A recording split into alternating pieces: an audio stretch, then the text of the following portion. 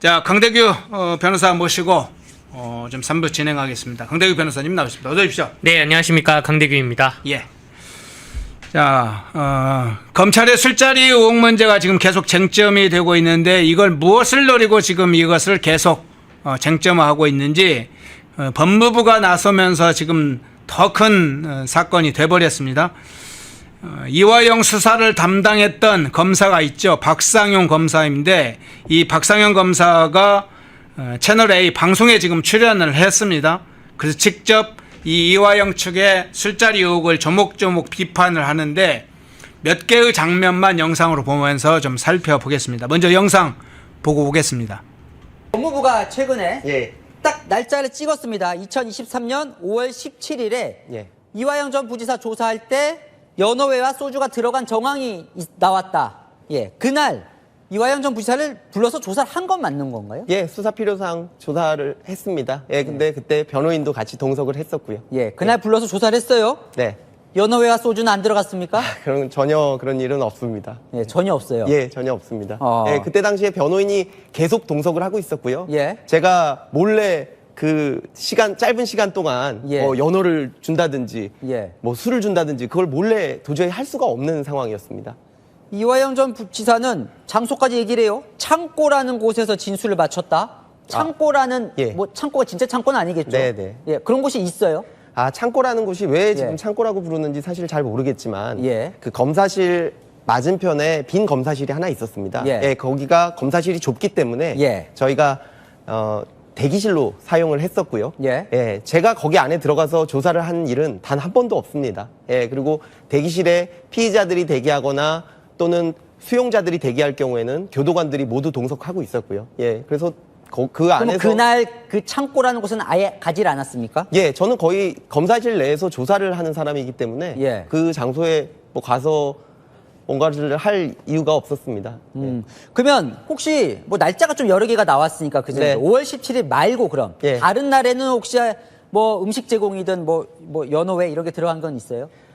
지금 그게 1년 반이 된 논란입니다. 예. 그동안 날짜도 수없이 바뀌었는데요. 예. 계속해서 이런 식의 논란이 일어나고 그다음에 또 꼴대가 바뀌듯이 또 다른 날짜가 지속되고 또 반박을 하면 또 되고 이런 식으로 지금 계속 이루어졌는데 예. 당연히 뭐 그런 일은 전혀 있을 수가 없고요.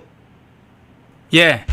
지금 연어 뭐 파티, 술이 들어갔다, 소주 파티를 했다, 이런 술자리 의혹과 관련해서 주요 쟁점들이 저 짧은 한 2분짜리 뭐 영상에 거의 다 들어가 있는데 전장님 어떻게 보셨어요? 일단은 작년 4월에 예. 수원지검에서 이미 자체 조사로 발표를 다 했습니다.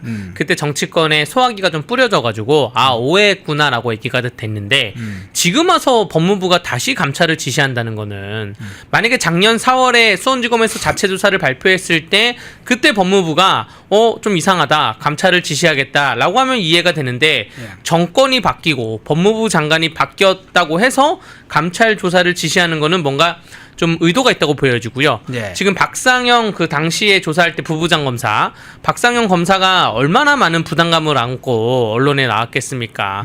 그리고 지금 말씀하신 저 풍경이 저도 이제 조사를 매번 들어갈 거 아니에요? 네. 그 뭐 건너편에 빈 방이 있으면 거기 대기실로 쓰던가 뭐 민원인 대기실에 대기실로 쓰던가 이러한 풍경이 이례적인 게 아닙니다. 대기할 곳이 없으니까 그렇게 대기를 하는 것이고요. 민주당에서 한참 그 연어 논란이 있을 때 주변에 있는 연어집들 배달 가는 거리에 있는 연어집들 다 뒤졌잖아요. 다 뒤져서 뭐 어디다 특정했다가 그게 또 아니다 밝혀지고 이러한 과정이 있지 않았습니까? 연어라는 게 그 멀리서 오는 것도 아닐 텐데 정확한 객관적인 그 구체적인 정황 없이 법무부가 지시하는 것은 의도가 있다고 보여집니다. 네.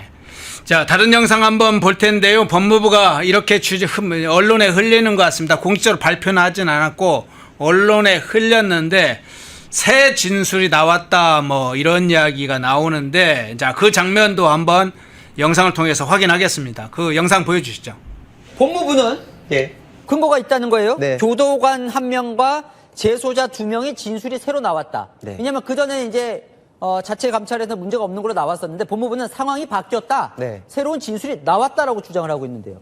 예. 재소자가 이화영 부지사의 말을 들은 것. 예. 그것은 전문의 재전문의 진술로 사실 신빙성이 거의 뭐 없다고 볼 수 있겠죠. 예, 예. 그것까지 동원돼야 되는지 참 의문이긴 한데요. 예. 그 다음에 교도관께서 말씀을 바꾸셨다고 하는데 그건 제가 어떤 취지인지 모르겠고 또 예. 지금 증거가 워낙 확고하기 때문에 예. 예, 저는 곧 그 실체가 진실이 밝혀질 거라고 생각합니다. 당시에 이제 아까 말씀하신 대로 이 논란이 뭐 하루 이틀 된 논란은 예, 아니니까 예. 처음에 문제 불거졌을 때 네. 교도관을 다 전수사를 했었다고 했었거든요. 네네. 한 거죠. 네, 맞습니다. 그러면 지금 만약에 새로운 교도관 한 명이 진술을 바꿨다고 볼 수 있는 걸까요? 글쎄요, 저도 그 내용을 지금 법무부가 제대로 공개를 안 하기 때문에 예. 저도 잘 모르겠지만 뭐 진술이 지금 한 1년 반 동안 예. 전수조사가 있었고 경찰 수사가 있었고 예. 재판이 있었고 그에 대한 확정 판결까지 있었습니다. 예. 예, 그동안 전혀 그런 얘기가 없었거든요. 예. 이번에 무슨 다른 진술이 나왔다고 합니다만 제 생각에는 그 실체가 확실하기 때문에 예. 금방 또 실체가 밝혀질 거라고 그렇게 생각합니다. 예. 법무부가 언론에 살짝 흘린 내용은 교도관 한 명과 재소자 한 명의 새로운 진술이 나왔다 뭐 그런 식의 지금 흘리는 것 같아요. 근데 박상현 검사는 교도관 한 명, 재소자 뭔데 재소자는 이화영의 이야기를 듣고 말하는 사람이었다. 그러니까 뭐 특별한 의미가 없을 것 같고 교도관 한 명이 진술을 바꿨다고 언론에 지금 나왔는데 그 내용은 어떤 취지로 이야기를 했는지 지금 법무부에서 공식적으로 발표하지 않아서 지금 알 수가 없는데 하면서 이제 설명을 했는데 저 장면 어떻게 보셨어요? 일단은 그 형사소송법에는 전문 법칙이라는 그러한 증거 원칙이 있습니다. 내가 누군가한테 무슨 얘기를 들었다라고 했을 때는 저한테 말한 사람이 증인으로 나가야 되는 거예요. 예. 그러니까 이 재소자들이 들었다는 거는 이화영한테 얘기를 들었다는 거 아니에요. 이화영은 당사자기 때문에 증인으로서의 그 신빙성도 없습니다. 네. 그렇기 때문에 재소자로부터 제보를 받았다. 이건 말도 안 되는 얘기고요. 두 번째가 교도관이 아까 영상에도 나왔지만 이화영이 국회에 출석할 때도 교도관 2명이서 데리고 나가지 않습니까? 출정 규칙에 의하면 교도관 2명이고요. 좀 이렇게 도망갈 우려가 있다면 3명씩 붙기도 하는데 교도관 1명의 진술이 어떠한 최초 진술은 어떤 진술에서 어떻게 변경됐다라는 그러한 구체적인 발표도 없이 막연하게 교도관 1명의 진술이 바뀌었다고 감찰을 한다는 거는 국민들이 좀 신뢰하기 힘들고요. 저도 조사를 많이 나가는데 예. 저도 이제 변호인으로서 옆에 있는 피고인하고 별도로 급하게 전할 말이나 접견할 말이 있잖아요. 그러면 얘기를 해요. 피고인하고 좀 얘기 좀 하게, 피의자하고 좀 얘기 좀 하게 별도 공간 좀 마련해 달라. 교도관님이 안 된다 그러거든요. 안 됩니다. 여기서는 그 변호인과 피의자가 별도로 접견할 수가 없습니다. 접견은 원칙에 의해서 그 교도소로 와가지고 접견 신청을 하십시오. 지금 대한민국이 이렇게 빡빡하게 돌아가고요. 뭐 검사가 뭐 사법시험 준비해서 우위적인 뭐 지위에 있다고 하는데 그렇지도 않습니다. 교도관과 검사가 대등한 위치예요. 그렇기 때문에 검사가 무슨 우리가 뭐 음식을 시키든 이런 거에 대해서 교도관분들이 제지를 합니다. 그럼 안 된다고. 그럼 또 검사가 거기에 대해서 얘기를 듣고 이러한 거기 때문에 진짜 민주당이 마치 진짜 쌍팔년도 영화에서 나올 법한 얘기를 지금 하고 있어서 그 오죽하면 저 담당 검사가 방송까지 출연해서 해명할까 생각이 듭니다. 예. 자, 진짜 그런데 중요한 건 이거죠. 이제 사실관계를 확인하는 문제도 중요한데 법무부가 왜 감찰 지시를 이 시점에 했는지 하는 게 본질적인 또 하나의 문제겠죠. 자, 박상현 검사 그 문제에 관해서 본인의 생각을 이야기하는데 그 장면 한번 보고 오겠습니다. 그럼 법무부는 감찰을 왜 지시했다고 보세요? 여당은 왜 이렇게 주장하는 거예요? 지금 뭐 1년 반 동안 이런 일들이 지금 계속 반복이 됐습니다. 제가 탄핵 발의도 됐고 이 사건 말고 뭐 다른 또 무고한 사건으로 휘말리기도 하고요. 여러 가지로 휘말리고 이번에 발표도 굉장히 이례적입니다. 예. 예, 허위 사실을 공표하는 것도 확인되지 않은 사실을 공표하는 것도 이례적이지만 이것이 또 재판에 또 활용이 됐거든요. 유출이 돼서요. 이런 식으로 계속 재판에 영향을 미치는 것이 제가 볼 때는 이런 감찰의 가장 큰 문제라고 생각을 하고 굉장히 좀 유감스럽게 생각을 합니다. 예. 박상현 검사는 솔직하게 이야기를 하고 싶을 텐데 이제 이 부분은 이야기를 못했을 것 같은데 정성호 장관, 정확하게 하면 이재명이겠죠. 이재명 측이 노리는 것은 검찰 수사에 흠집을 내서 사실상 이 사건 공소취하를 목표로 하는 것이 아닌가, 이 부분들이 사실 제기되고 있어요. 어떻게 보세요? 일단은 결론적으로 말씀드리면 법률상 공소 취소는 불가합니다. 예. 이 형사소송법 255조에 의하면 공소는 취소할 수 있다 되어 있는데 그 취소를 1심 판결 선고 전까지 할 수 있다 되어 있어요. 네네. 근데 이화영은 지금 1심 판결도 받았고 2심 판결도 받았기 때문에 공소 취소는 못합니다. 그러면 또 그 재판에 대해서 또 뒤집는 의미가 또 다른 의미가 증인신문 절차 같은 걸로 이해서 뭐 기존의 증인들이 번복했다라고 해서 증인을 새로 부를 수가 있는데 지금 대법원에 가 있기 때문에 파기환송이 되지 않는 이상은 대법원 체제에서는 증인을 또 부를 수가 없습니다. 제가 생각하는 이 법무부와 이재명 정부와 또 민주당의 목적은 뭐냐면 국민 여론을 호도해가지고 이화영이 억울하게 조사받고 있다, 뭐 검사들이 또 억울하게 또 사람 붙잡아놨다라고 해서 결국에는 대법원 판결은 좀 있으면 나올 것 같고 사면 복권에 이름 집어넣기 위해서 거기에 대한 명분 쌓기가 아닌가라고 생각이 됩니다. 지금 이화영이 1심에서는 9년 몇 개월을 받았고 2심에서도 비슷한 형을 받았는데 대법원 선고와 그 선고는 뭐 빨리 나오면 올해 안에 나올 수가 있고요. 그러면 이재명 대통령이 불과 얼마 전에 8.15 사면 복권을 시행했지만 또 무슨 성탄절 사면이나 내년 신년 특사나 이런 거를 함에 있어서 국민적 여론에 부딪히지 않게 지금 스프레이를 엄청 뿌려놓는 게 아닌가 생각이 되고요. 근데 우리 국민 여러분들이 정확히 아셔야 되는 거는 이화영 재판에서 김성태 쌍방울 회장이 나와가지고 명확하게 증언을 다 했습니다. 그렇기 때문에 저 정도의 혐의가 나온 것이고요. 대북송무뿐만 아니라 뇌물죄로도 지금 그 형량이 쌓여있는 사람이기 때문에 충분히 이유가 있어서 구속이 된 것이다 생각이 됩니다. 네. 그러면 이제 지금 수원지검에서 이재명 관련된 대북 송금 사건 1심이 진행되고 있지 않습니까? 네. 그 사건에 공소 취하는 대상이 될 수 있잖아요. 되죠. 네.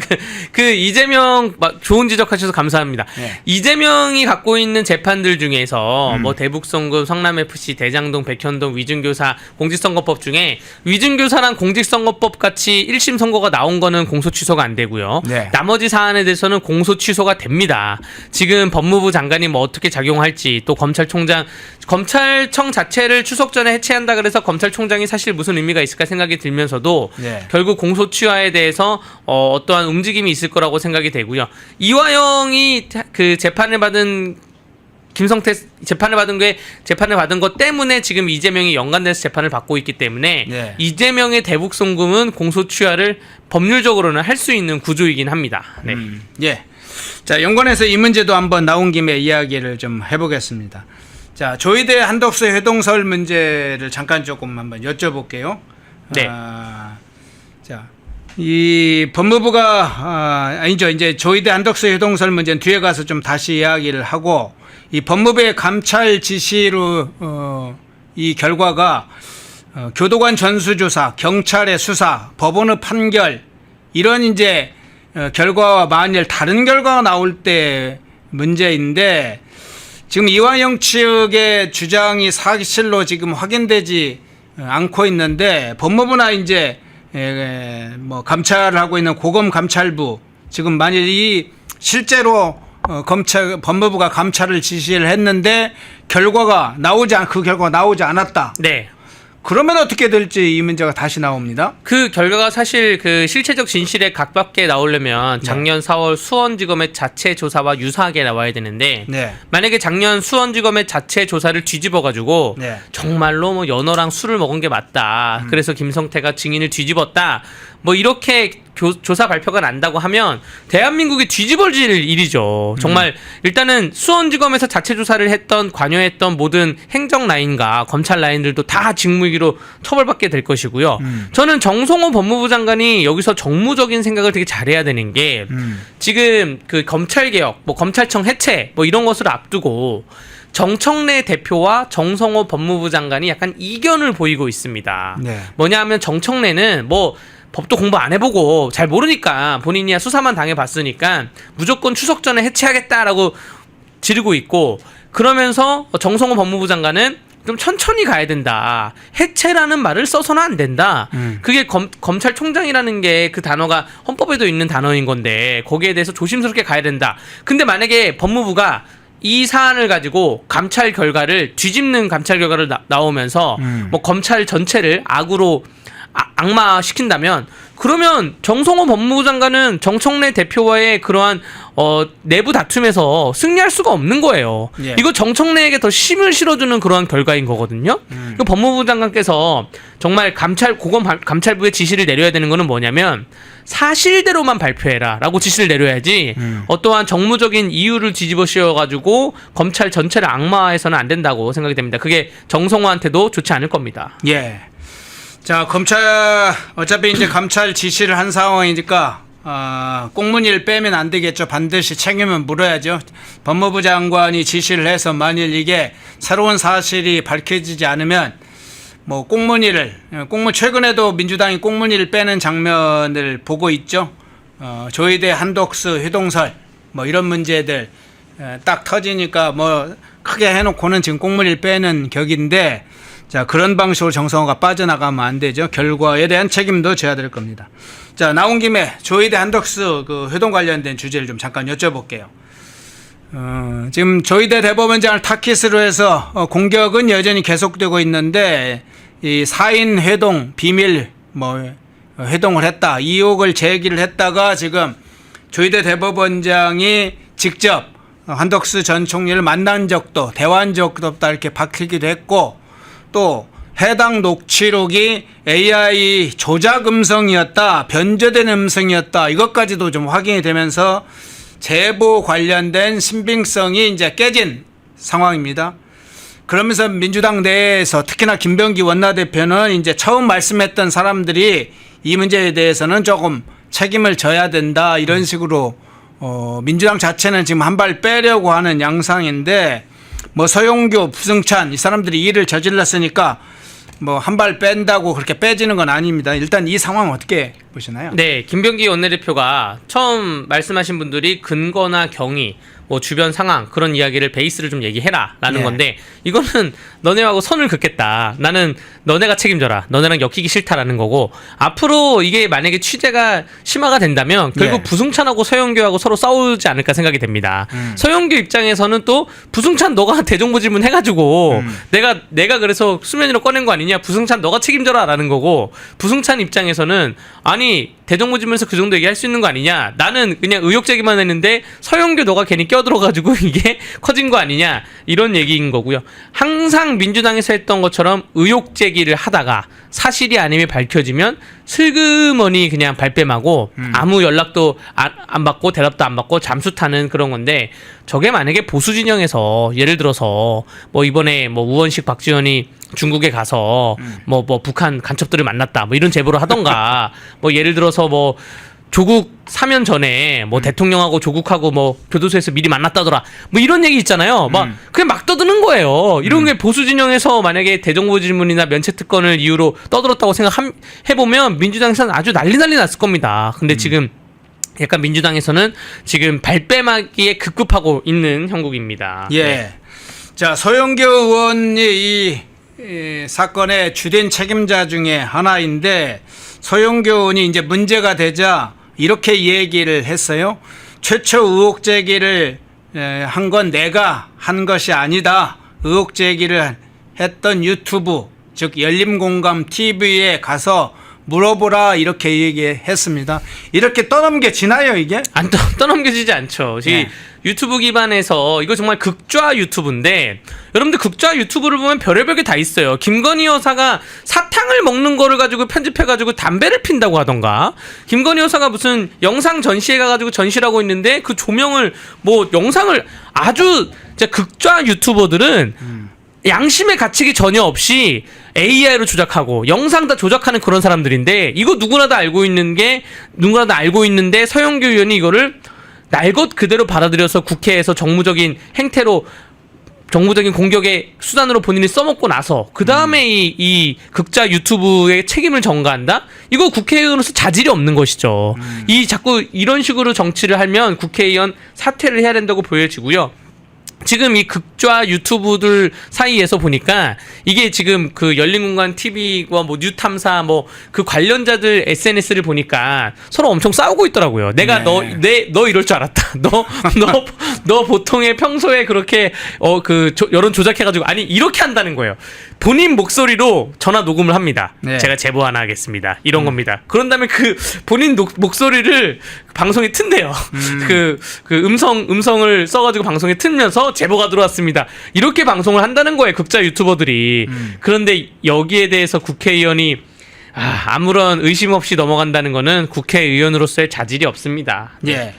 그런데 이제 방향을 민주당이 바꿨어요. 이제 본래 그 전부터 이야기를 했지만 회동설에 관련된 내용이 이제 사실관계가 확인되면서 거짓으로 확인되니까 말을 바꿔서 원래 우리가 이야기했던 본질적인 내용은 이재명 죽이기 재판 모의 의혹, 그러니까 이제 대법원의 유지 최지 이 파기환송 문제였다.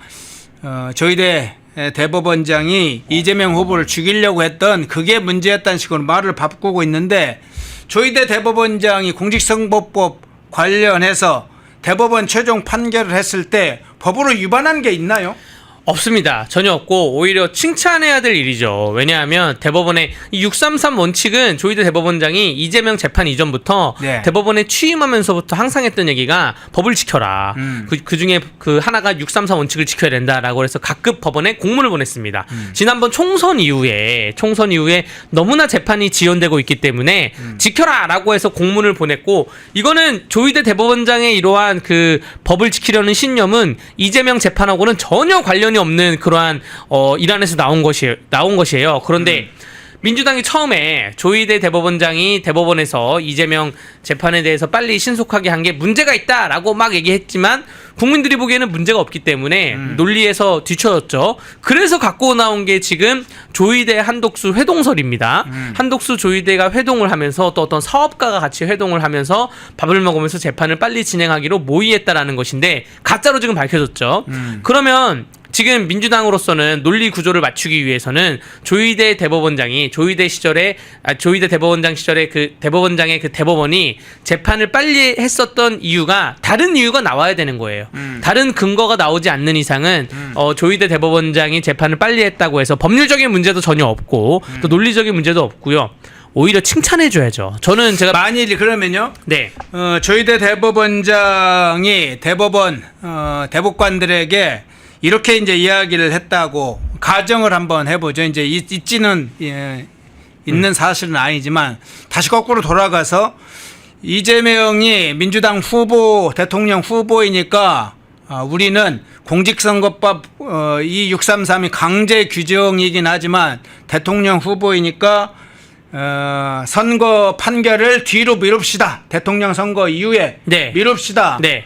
이렇게 되면 민주당이 어떻게 반응했을지를 한번 예상을 해보는데 네. 민주당에서는 이재명의 무죄 선고를 앞두고 조희대가 무죄를 선고하기 싫으니까 저렇게 공직선거법 633 강행규정도 위반하면서 네. 했을 것이다. 저거 법 위반이고 직권남용이다. 이렇게 공격하지 않았을까요? 그렇죠. 예, 본인 입맛대로 민주당은 본인 입맛대로 오른쪽으로 가면 오른쪽 간 게 잘못됐다. 왼쪽으로 가면 왼쪽이 잘못됐다. 또 위쪽으로 가면 위쪽이 잘못됐다. 가만히 있으면 가만히 있는 게 잘못됐다.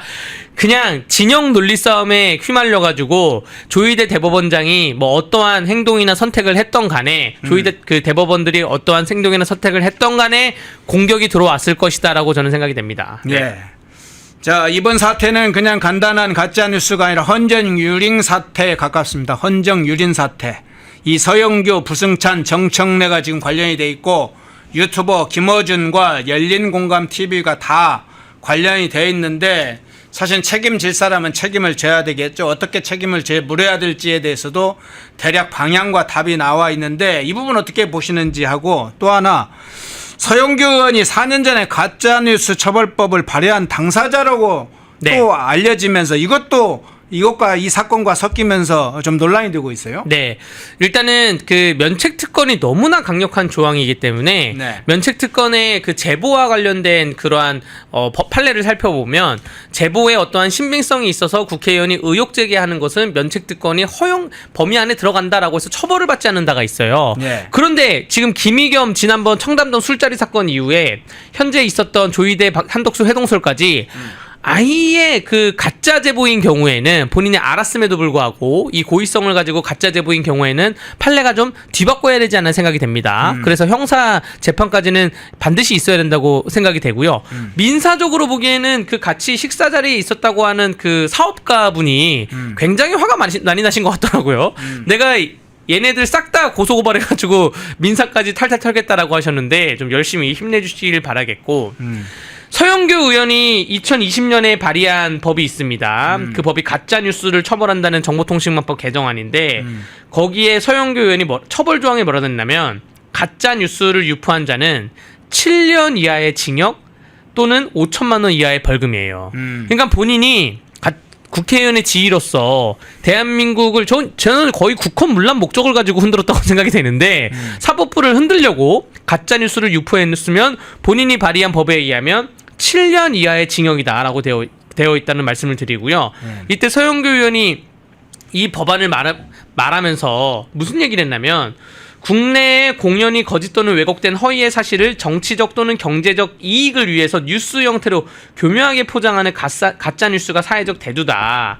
이러한 가짜뉴스는 포털, SNS 등 다양한 온라인 경로를 통하여 빠르게 확산되면서 타인에 대한 정신적, 재산적 피해를 야기하면서 사생활 침해, 명예훼손과 함께 여론을 호도하거나 선거에 영향을 미치고 있다. 이건 이제 거울을 보고 얘기하는 거예요, 지금. 네. 지금 본인이 앞으로 할 행동에 대해서 미리 2020년에 예견해가지고 법을 만들었는지는 모르겠는데 본인이 만든 법을 되돌아보면 7년 이하의 징역에 처할 그러한 일이다라고 정리가 할 수 있습니다. 예. 자, 서용교, 부승찬 좀 당당하게 이번 기회에 책임을 본인들이 그런 정도로 헌정, 유린, 국정 문란 사태를 만들었으면 책임지는 자세를 보여야죠. 그 장면까지 좀 살펴봤고요. 자, 김민석 국무총리 문제로 한번 좀 넘어가 보겠습니다. 김민석 국무총리가 19일 이 반중 집회에 관해서 강력하게 조치하라 이렇게 경찰에 지시한 사실이 알려졌었죠.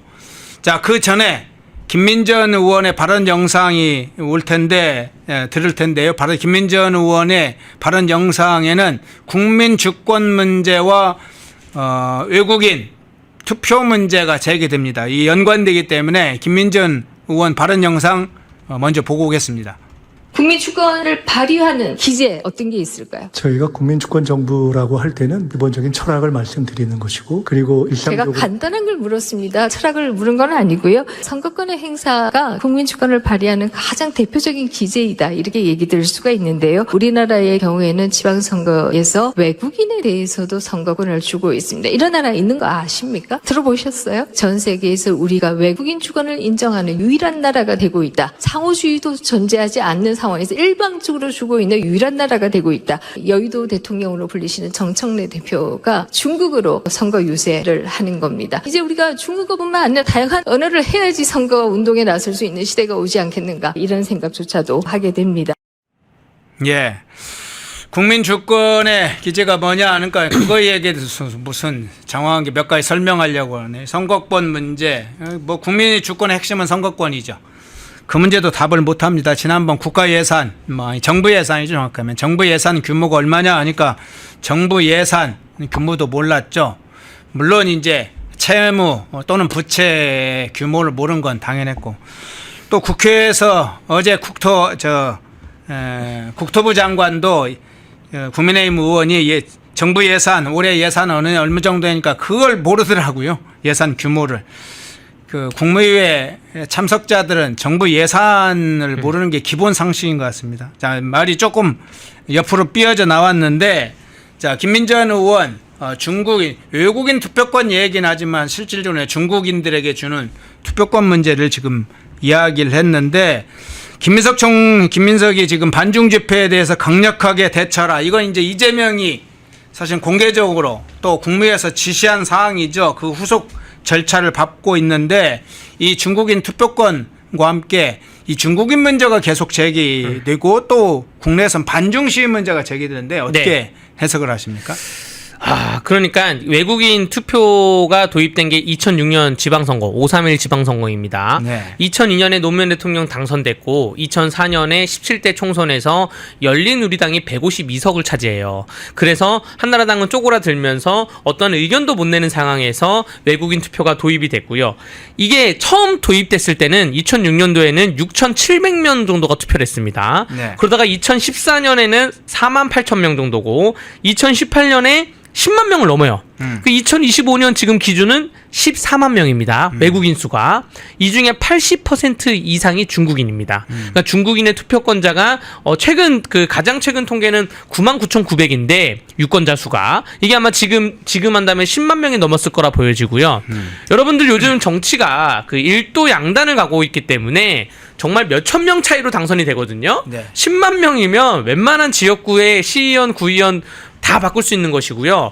지금 이미 거의 그 중국 그 화교로 추정되는 중국 말로써 선거 운동을 하고 있는 그러한 그 서울 특정 지역구의 그 구의원도 이미 있다는 점을 말씀을 드리면서 그렇기 때문에 김민석 총리가 반중 집회에 대해서 지시를 내린 거는 이게 지금 10만 명의 문제가 아니라 더 들어와야 돼요. 김민석 총리 입장에서 보면 뭐 50만 명, 100만 명 들어와야 되는데 네. 반중 집회가 있으니까 더 못 들어오는 거 아니냐라는 그러한 의도가 있다고 저는 보여집니다. 예. 그런데 이재명이 이제 행사 이게 초청 간담회 기자들과는 좀 별개로 어느 토크쇼 행사 지역을 돌다가 사실 이 질문도 비슷한 취지의 질문을 받았어요. 반중 시위에 대해서는 이렇게 격하게 네. 하면서 왜 광화문 시위라든가 또는 반일 시위 또는 반미 시위에 대해서는 이야기를 안 하시냐 그런 이제 질문을 받은 바 있는데 그 질문에 답을 한 건 이제 반중 시위만 답을 했어요. 네. 지역 상인들이 일종의 좀 피해를 보고 있다. 깽판 치는 뭐 네. 이런 일들이 지금 반중 시위대가 벌어지고 있다. 이런 이야기 비슷한 취지의 답을 한 적이 있는데 왜 민노총 대규모 집회라든가 탄핵 관련 촛불 집회라든가 주한 미 대사관 앞에 집회라든가 주일 미 대사관 앞에 집회라든가 이런 집회는 왜 이야기를 안 합니까? 그러니까요. 이게 너무나 이중적 잣대로 외교를 하는 게 좀 대한민국에 위험하다 보여지고요. 반중 집회도 그렇고 뭐 반미 집회도 그렇고 대한민국의 민족성이 어떠한 폭력성을 지향하는 그러한 민족이 아닙니다. 그렇기 때문에 지금 현재 하고 있는 반중 집회도 집회 및 시위에 관한 법률에 근거해 가지고 비폭력적으로 합법적으로 집회를 하고 있습니다. 그래서 이거를 대통령이 뭐 깽판이니 뭐 총리가 경찰에게 지시를 내려서 못하게 막으라더니 할 수 있는 법률적 근거가 전혀 없어요. 이거를 반중 집회를 합법적으로 하고 있는 반중 집회를 막으라고 지시를 내리면 그거 직권남용입니다. 총리가 직권남용이라고 보여지고 그렇기 때문에 그동안 반미 집회도 정부가 속을 들끓고 있지만 어떻게든 못 막았던 이유가 반미 집회도 똑같이 집회법에 의해서 규정해가지고 거기에 합법적인 집회를 하기 때문에 못한 것이라 보여지고요. 모르겠습니다. 민주당이 항상 하는 얘기가 본인들이 뭔가를 주장하다가 법에 의해서 막히면 법을 뜯어고치는 그러한 이상한 집단이기 때문에 집회법 자체를 뜯어고칠 수도 있을 것 같아요. 집회법이나 혹은 시위법, 집회 및 시위에 관한 법률을 뜯어고쳐가지고 중국 대사관 근처에서는 시위 못한다. 뭐 이렇게 특별 조항을 만들지 그건 봐야 되는 거고요. 그러면 제가 민족성 말씀드렸잖아요. 지금 중국은 어떠하냐? 중국에는 지금 731이라는 영화가 개봉을 했습니다. 네, 네. 일본의 그 731 부대가 중국이나 또 아시아 내에서 어떤 악행을 저지르는지 그 영화가 개봉이 돼가지고 중국 내에 지금 반일 감정이 최고조에 달했대요. 그래서 어떻게 하냐면 중국 내에 있는 일본인 학교 있잖아요. 일본인 초등학교, 일본인 중학교 휴교령을 내렸습니다. 그리고 일본인들 3명, 4명 모여가지고 일본말로 서로 대화하지 마라. 중국인들이 바로 가서 이제 폭력 행위를 하는 거죠. 그게 우려된다는 정도인데 우리는 뭐 우리가 반중 집회 시위를 한다고 해서 반중 감정이 있다 그래서 밥 먹고 있는데 옆 테이블에서 중국인들이 3, 4명이 중국어 쓴다 그래서 제가 가서 뭐 폭력성을 하진 않잖아요. 그렇기 때문에 정부가 굉장히 과도한 그 정치적에 의한 우려를 하고 있는 거다. 기우를 하고 있다 생각이 됩니다. 네. 예. 자, 그런데 마지막 장면으로 이 장면을 한번 좀 여쭤볼게요. 지난 7월에 싱하이밍 전 이 중국 대사가 베이징에서 열린 한중 고위 포럼에서 이재명 정부를 향해서 직접 이런 이야기를 했죠. 반중 극우 세력을 단속해야 된다. 이렇게 한국 정부, 즉 이재명 정부에 직접 경고를 했죠. 지금 한번 화면에 떠 있죠. 싱하이밍이 반중 극우 세력 단속하라. 그게 7월입니다. 네. 자, 이 장면 그리고 다이빙 현재 주한 중국 대사도 외교부에 저 관련된 의견을 전달을 했어요. 그러니까 전현직 주한 중국 대사가 이재명 정부에게 직접 지침을 전달하는 식으로 경고를 한 바 있는데 여기에다가 시진핑이 지금 경주 에이펙 정상회의에 지금 오잖아요. 네. 이런 상황에서 중국에서 지침도 주고 시진핑이 곧 오고 그러니까 이재명 정부가 이 중국의 더 굴종적인 모습을 사실상 보여오기도 했는데 이 시진핑까지 온다니까 더 굴종적인 모습을 보이는 게 아닌지 그래서 이 반중 시위에 대해서 아주 강도 높고 속도도 빠르게 더 대처하는 게 아닌지 이렇게 생각도 들어요. 어떻게 네. 보세요? 그러니까 전현직 대사가 다른 나라의 전현직 대사가 우리나라에 마치 경찰력을 동원해서 단속하라는 그런 지시를 내리는 걸 보면 국격이 얼마나 떨어졌을까 생각이 되고요. 여러분들 저게 지금 현대판 강화도 조약이 아니고 뭡니까? 강화도 조약이 1876년에 체결됐어요. 네. 그때 분위기는 어땠을까요? 그냥 그러려니 했을 거예요. 그냥 국민들이 그러려니 하고 우리나라 대신들도 그러려니 했는데 결국 1910년도에 경술국치 한일 병합을 하지 않았습니까? 강화도 조약을 체결한다 그래서 바로 그 다음날 한일 병합을 한 게 아니라 한 50년 정도의 작업이 들어온 거예요. 한 30년 정도의 작업이. 근데 저렇게 얘기하고 나서 그 다음에 작업은 뭐냐? 지금 여러분들 아까 우리는 대사관 앞에서 중국 대사관 앞에서 반중 집회를 얘기했는데 중국인들이 많이 살고 있는 대림동 같은 데 가잖아요. 네. 반대로 무슨 집회가 있냐면 한국인들 나가라고 집회를 해요. 한국인들을 이 지역에서 나가라. 아니 대한민국 영토인데 중국인들이 많이 살고 있다고 해서 한국인들은 이 지역에서 나가라고 중국인들하고 좌파 성향의 한국인들이 뭉쳐가지고 집회를 한다는 거예요. 이게 내란 아닙니까? 한국 땅에서 한국인들 나가라고 하는 게 저는 그렇게 생각이 되고 그래서 전현직 대사가 저렇게 얘기하고 중국인들이 일정한 지역에서 한국인들은 이 지역에서 나가라고 얘기하는 게 강화도 조약 1876년부터 1910년 경술국치 한일 병합 했을 때의 발판을 우리가 지금 밟고 있는 게 아닌가. 역사적 과정 속에 있는 게 아닌가 생각이 되고요. 중국이 홍콩을 영국에서 돌려받았을 때 돌려받을 때는 약속하잖아요. 자유주의로 하겠다. 뭐 이국가 체제로 하겠다. 지금 어떻게 됐습니까? 1990년대 초반에 홍콩을 영국으로부터 반환받고 나서 30년 만에 지금 어떻게 됐어요? 완전 공산주의 됐어요. 그리고 신장 위구르 지역도 완전 공산주의 됐어요. 그러한 과정에 뭐가 있었냐? 첫 번째가 인구를 들이미는 겁니다. 사람을 엄청 집어넣어요. 홍콩으로 이주를 엄청 시킵니다. 신장 위구르 지역으로 이주를 엄청 시켜요. 자, 제가 아까 전 질문에 말씀드렸던 게 2006년도에 외국인 투표가 6,700명.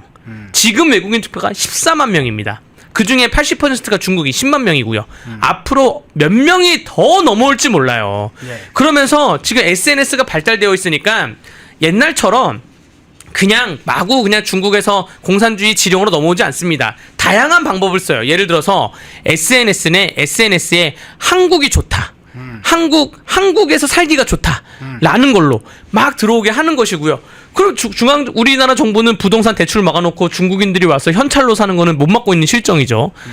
지금 저는 정말 이게 우리가 다시 말씀드리자면 강화도 조약부터 한일 병합이 갔던 그러한 과정, 발판 과정을 지금 중국이 주변 국가, 홍콩이나 위구르나 지금 국경을 맞대고 있는 라오스도 똑같습니다. 라오스도 지금 그런 식으로 변하고 있어요. 중국하고 국경을 맞대고 있는 주변 국가들한테 이렇게 가는 과정이다라고 생각하고 이거를 마냥 그냥 웃어넘길 수가 없는 그냥 형국입니다. 우리나라가 국격이 있는데 무슨 중국한테 먹혀? 우리는 안 먹혀. 그렇게 생각해서는 안 되는 지점에 왔다. 왜냐면 정부가 적골이기 때문에 그렇게 생각이 됩니다.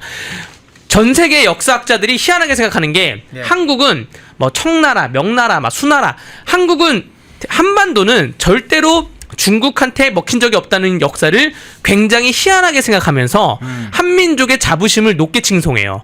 왜 그랬냐? 그때는 우리 정부와 아까 그때는 왕권이죠. 우리 왕권 국가와 국민들이 그때는 이제 그 백성들이 다 같이 몸을 합쳐서 힘을 합쳐서 막아냈기 때문인 거예요. 근데 지금 중앙 정부부터 막을 생각이 없습니다. 막을 생각이 없기 때문에 그렇기 때문에 좀 걱정이 된다. 소름이 끼친다 말씀드립니다. 네. 예. 자, 3부 강대규 변호사님 모시고 박상현 검사 방송에 출연했던 영상을 살펴보면서 조목조목 살펴봤고요. 마지막에는 이 이재명과 김민석의 반중시 문제로 살펴봤습니다. 강대규 변호사님이었습니다. 고맙습니다. 네, 감사합니다. 독립, 구독, 좋아요. 오정섭 변호사님 나오셨습니다. 어서 오십시오. 안녕하세요. 원영석 변호사입니다. 예. 조희대 대법원장 문제로 시작해 보겠습니다. 조희대 예. 대법원장이 아주 직격하는 다만 그 직격을 하는 데 있어서 은유적 표현들을 가지고 직격하는 장면으로 보이는데, 자, 조희대 대법원장이 2025년 세종 국제 컨퍼런스 개회식에서 세종에 대해서 이야기를 했습니다. 자, 수사와 재판에서 백성들의 억울함이 없도록 형사사건 처리 절차를 분명하게 기록하고 사건 처리가 장기간 지체되지 않도록 하면서 쭉 가는데요. 자, 그걸 조희대 대법원장 육성으로 한번 잠깐 들어보겠습니다. 세종대왕 수사와 재판 과정에서 백성들이 억울함이 없도록 형사사건 처리 절차를 분명하게 기록하게 하고 사건 처리가 장기간 지체되지 않도록 하며 고문과 지나친 형벌을 제한함으로써 공정하고 신속한 재판이 이루어지도록 하셨습니다. 아울러 세종대왕은 죄수들이 감옥에서 더위나 추위 또는 질병으로 억울하게 죽는 일이 없도록 감옥 내 인권 보호와 복지를 개선하셨습니다. 세종대왕께서는 법을 왕권 강화를 위한 통치 수단이 아니라 백성들의 삶의 질을 향상시키고 그들의 권리를 보장하는 규범적 토대로 삼으셨습니다. 예, 조희대 대법원장 이야기 중에 수사와 재판 과정에서 쭉 설명을 하면서 아주 중요한 포인트 얘기를 하죠. 세종께서는 법을 왕권 강화를 위한 통치 수단이 아니라 백성의 삶의 질을 향상시키고 그들의 권리를 보장하는 규범적 토대로 삼았다. 법이 왕권 강화, 특정의 권력을 강화하는 데 쓰지 않았다. 여기에 포인트를 찍었는데 일단 어떤 메시지로 해석을 하십니까? 저는 솔직히 굉장히 놀랐어요. 예.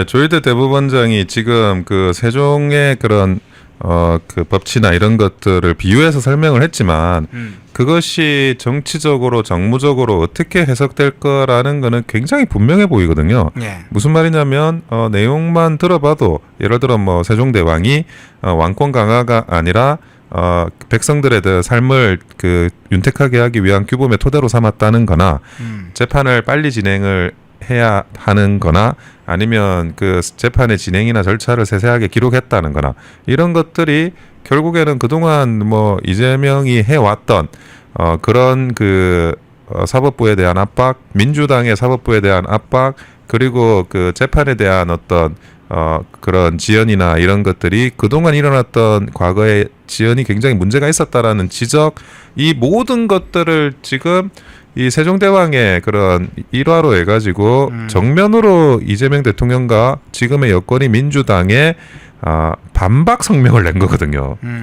정치적으로 다르게 반박 성명문을 낸 것이군요. 예, 정치적으로 다르게 해석할 수가 없어요. 너무 분명하게 이야기를 했기 때문에. 그래서 조희대 대법원장이 저번에 사실은 그런 한덕수 전 총리와 회의가 있었느냐라는 문제에 대해서 짧게 이제 분명하게 이야기를 하고는, 그리고 나서는 그 다음이 어떻게 되는 걸까라는 거에 대해서 저도 사실 의구심을 약간 가지고 있었어요. 그런데 이번에 이 세종대왕에 빗대어서 말씀하신 이런 내용들을 보건대 엄밀히 말하면 이거는 이재명과 싸우겠다라는 선전포고를 한 겁니다. 예, 이재명과 민주당과 제대로 한번 붙겠다. 사법부의 독립을 위해서 자기가 대법원장으로서 할 수 있는 모든 걸 하겠다. 이런 각오를 지금 드러낸 거거든요. 본인이 세종 국제 컨퍼런스에 왔어요. 세종대왕이 한 일을 또 찬양한 거죠. 그러면 본인이 그거 따라하겠다는 거잖아요, 지금. 그러네요. 예, 그 부분에 대한 명확한 발언을 했고 이거는 이재명과의 일전을 벌이겠다. 이 사법부 독립을 위해서 그것이 분명하고 저는 이게 어떤 상황이 연상이 되냐 그러면 과거에 그 윤석열 대통령 시절이 연상이 돼요. 언제냐? 조국 사태 때문에 조국 수사하고 윤석열 검찰총장이 충돌할 때. 예, 추미애, 문재인 뭐 이런 사람들하고 충돌할 때가 있었어요. 굉장히 네네. 깜빡을 줬잖아요. 그때 윤석열 검찰총장이 그 당시에 자기가 이 부분에 대해서 그냥 숙였으면 그러면 저는 그 대통령도 될 수가 없고 정권 교체도 이루어질 수 없고 저는 그야말로 검찰이 그 당시 문재인의 또는 이제 이 좌파들의 권력의 신여가 됐을 거다라는 생각을 하거든요. 근데 그때 부딪힌 거예요. 그러면서 이 윤석열 검찰총장이 대통령이 된 겁니다. 그때 모습이 오버랩이 돼요. 조희대 대법원장이 지금 그 이재명이나 민주당으로부터 공격받고 있잖아요. 뭐 부승찬이라든지 뭐 서영교 이런 사람들로부터 이제 공격을 받고 있는데 그런데 그와 관련해 가지고 본인이 적극적으로 지금 거기에 대해서 그것이 정의롭지 않다라는 그런 이제 발언을 하고 계시는 거거든요. 이게 그 당시 윤석열 검찰총장에서 보여줬던 모습이에요.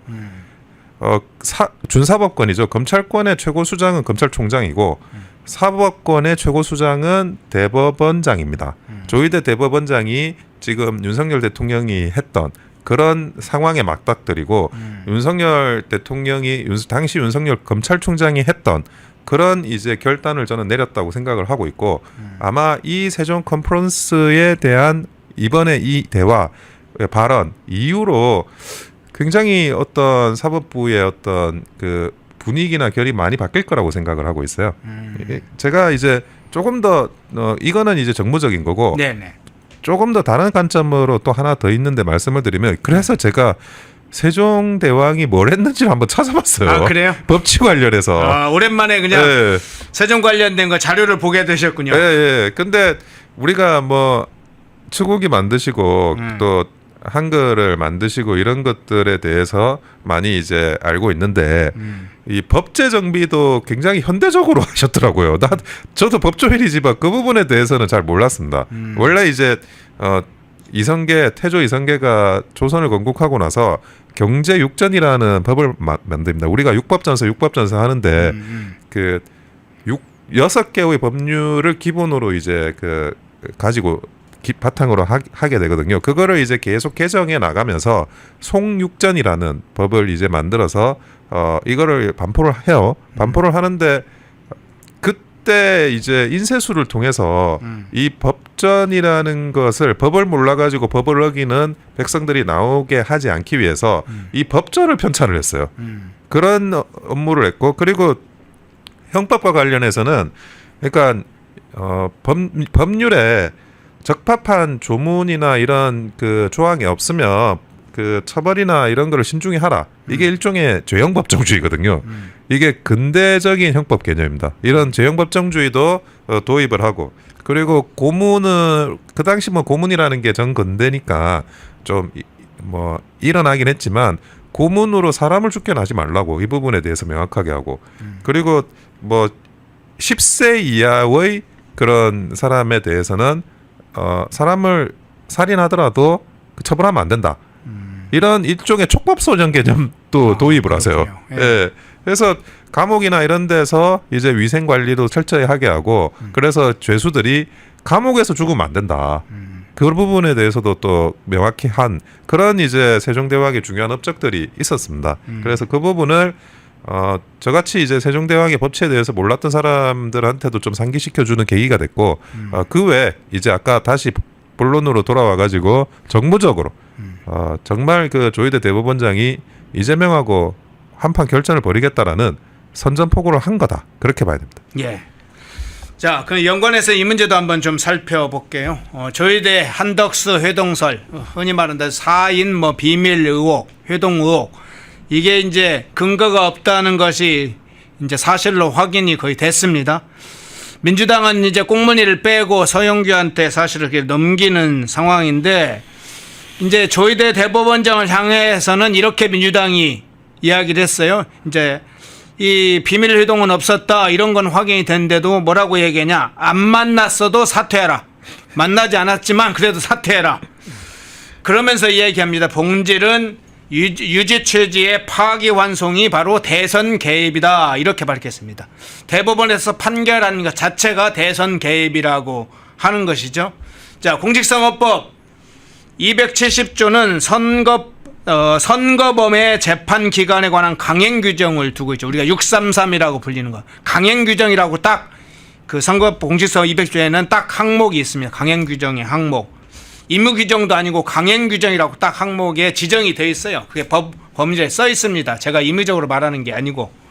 근데 만일 이건 이품입니다만 만일 조희대 대법원장과 대법원에서 이재명이 대선 후보니까 이거 공직선거법 강행 규정이 있다고 하지만 우리도 법 위반해가지고 그냥 대선 이후에 그냥 판결하자 이렇게 만일 결론을 내렸다면 사실은 또 어떤 논란에 휩싸였을지 민주당은 또 어떤 얘기를 할지 그것도 의문이에요. 근데 그 민주당이 그 조희대 대법원장을 상대로 그렇게 빠른 시간 내 전원합의체 판결을 통해 가지고 파기환송심한 거를 대선 개입이라고 하는데 그거를 그 근원을 올라가서 따져보면 이재명의 1심이 너무 오래 걸린 거예요. 그렇죠. 이재명의 1심이 그 김명수 대법원 체제에서 무려 16개월이 걸렸습니다. 6개월 안에 끝나야 하는 게 문헌상 강행 규정으로 돼 있고 그걸 지키지도 않았는데 그러면 뭐 1년 안에는 끝났냐? 그것도 아니에요. 16개월이 걸렸어요. 만약에 이재명에 대한 재판이 1심에서 16개월이 걸리지 않고 정말 1년 안에만 끝났어도 이 재판 그렇게 신속하게 안 하고 여유 있게 대법원에서 확정됐을 겁니다. 그렇죠. 그런데 1심이 그렇게 지연된 거에 대해서는 아무런 이야기를 안 하고 그 1심 왜 지연됐어요? 1심에 뭐 선거 판결을 끌 게 전혀 없었어요. 판결을 끌 게 전혀 없었는데 아니 선고 막 하려면 판사가 그 사표 써버리고 그러면서 또 확 넘어가 버리고 이런 식으로 저는 도무지 이해가 안 되는 1심에 말도 안 되는 그 판결 지연이 있었고요. 그러면 항소심 다시 보시자고요. 항소심은 기일 한 번 잡고 끝났습니다. 그거 굉장히 신속하게 했어요. 다만 결론이 그때 무죄가 나온 거예요. 그러면 그 재판이야말로 불공정한 재판 아니냐. 그러면 그 지금 민주당의 논리에 따르면 그렇게 신속하게 끝날 수 있느냐. 그런데 무죄가 나왔다. 그러면 반대 진영에서 그 재판 가지고 이거야말로 정치 개입 재판이다 라고 말해도 되는 거잖아요. 네요. 그러니까 지금 조희대 대법원장이 대선을 개입하려고 신속하게 무죄 준 거 아니냐. 무죄 준 거 아니냐. 또 신속하게 끝낸 거 아니냐. 그렇죠. 항소심에서. 예. 그렇게 충분히 비판받을 수 있는 거예요. 그러니까 그걸 가지고 지금 조희대 대법원장 체제에서 파기환송심이 일어난 걸 굳이 따진다 그러면 그거는 1심이 16개월이나 너무 오래 걸렸고 그리고 빨리 선고를 한 거를 따지자고 한다 그래도 2심이 너무 이례적으로 빨리 무죄를 줬고 그런 상황이었습니다. 그래서 지금 현재 뭐 파기환송심에서 이재명이 사실상 유죄 확정을 받은 거잖아요. 그런데 여기서 이제 많은 분들이 파기자판을 안 했다라고 그 서운해하거나 아쉬워하시는 분들도 계세요, 분명히. 그리고 파기자판은 법률상 할 수도 있는 거긴 합니다.